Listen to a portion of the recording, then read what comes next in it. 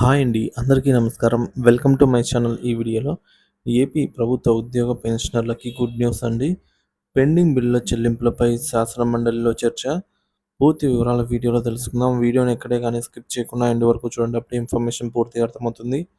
Video చూస్తున్న ప్రతి ఒక్కరు వీడియోకి లైక్ చేయండి ఫ్రెండ్స్. ఈ వీడియోని తోటి ఉద్యోగ పెన్షనర్ మిత్రులతో అయితే షేర్ చేయండి. కొత్తగా మన ఛానల్ చూస్తున్న వారు సబ్స్క్రైబ్ చేసుకోకుంటే వెంటనే మన ఛానల్ అయితే సబ్స్క్రైబ్ చేసుకోండి. దీని ద్వారా నేను చేసే లేటెస్ట్ వీడియోస్ అన్నీ మీ వరకు రీచ్ అవుతాయి. ఇక ఆలస్యం చేయకుండా వీడియోలోకి తెలిపోదాము.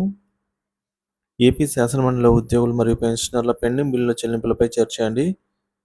30 నవంబర్ 2024 లోపు చెల్లింపులు చేయాలని ట్రెజరీస్ అండ్ అకౌంట్ శాఖ ఆదేశాలు.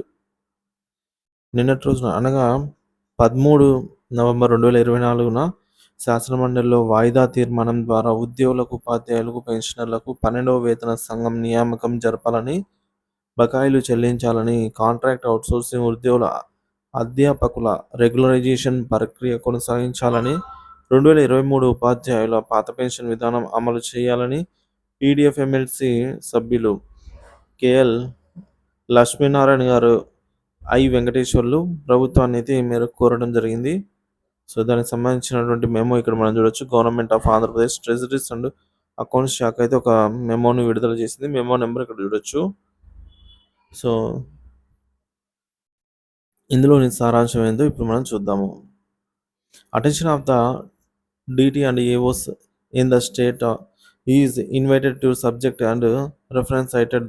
They are instructed to utilize the available budget under expenditure head of accounts before 13th November 2024 as the second VOA budget of the financial year 2024 to 2025, that is from 1st August 2024 to 13th November 2024 may be lapsed by 13th November 2024. All the DTAOs are requested to ensure complete utilization of budget of as per genuine requirement without fall అని అయితే director of treasuries and accounts శాఖ నుంచి అయితే విడుదల కావడం జరిగింది.